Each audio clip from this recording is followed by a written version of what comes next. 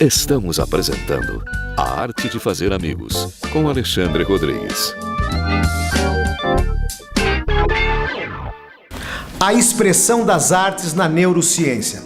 Uma patologia muito interessante, a qual alguns artistas nós vamos questionar aqui ao Dr. Rodrigo Caron, que vai estar explicando essa loucura dentro da neurociência. Rodrigo Caron, é um prazer ter na Arte de Fazer Amigos. E é interessantíssimo a gente tentar explicar, por exemplo, Van Gogh. O que é a neurociência, na verdade? Então, dentro das neurociências, a gente observa vários graus de alteração, vários graus de expressão do comportamento, e que, no caso de Van Gogh, a gente observa uma característica psicopatológica que influenciou muito nas obras que ele justamente organizou e pintou.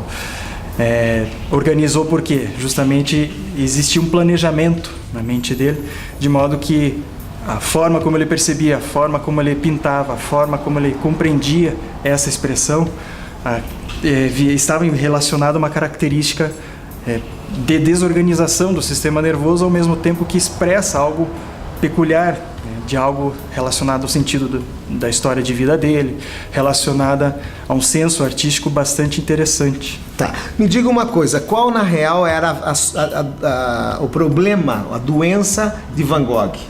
Existem alguns autores que especulam a esquizofrenia como um fator psicopatológico na história de Van Gogh. No entanto, outros autores comentam a respeito da bipolaridade em períodos que ele apresentava a psicose aguda, justamente expressava na arte uma forma de canalização de todas as tensões, todos os conflitos e dificuldades que ele apresentava na vida pessoal, inclusive chegando ao ponto de cometer uma mutilação no corpo, seccionando a orelha direita. A pedido de uma amiga que ele dizia ser apaixonada e que ela falou que ele demonstrasse então amor por ela, e ele foi lá e cortou a orelha. Isso não é para qualquer pessoa, né? Tem que ser meio louquinho da cabeça. Bom, me diga uma coisa, aqueles traços, aquele traço que ele fazia, aquelas estrelas que ele via daquela forma e pintava, aquilo lá ele estava se expressando da forma que ele via? Como é que é isso aí? Isso.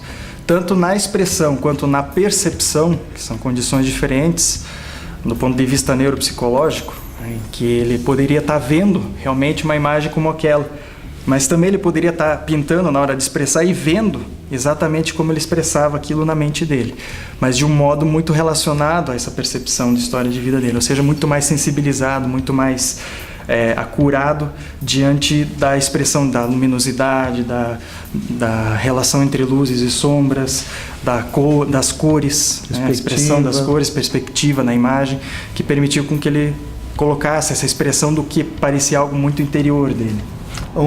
Nós sabemos que tem várias pessoas que depois do AVC elas mudam o comportamento. Isso. E um deles acabou se tornando artista. Explica pra gente. Isso. Essa história de Anton Ritterscheit. Após um AVC, ele começou a fazer algumas produções de autorretrato, e nesse autorretrato inicialmente se apresentam facções ou partes seccionadas ao lado ipsilateral, a doença, no mesmo lado em que justamente ocorreu a afecção cerebral, com compartimentalizações da imagem, e o lado contralateral ausente, negligenciado, ou seja, ele apresentou uma alteração do grau de atenção, referindo a uma negligência, uma síndrome de negligência lateral.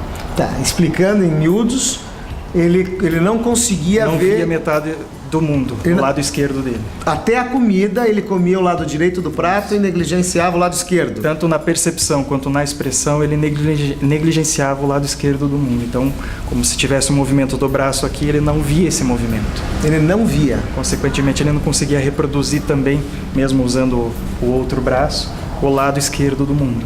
Doutor Rodrigo, me conte uma coisa, nós poderemos continuar esse papo semana que vem? Com certeza. Então não saia daí que a gente já volta, e a semana que vem nós vamos estar falando da psicologia, ou como é que nós chamamos? Neuropsicologia. Neuropsicologia e a influência na arte, tá bom? Um abraço, não saia daí que a gente já volta. Obrigado.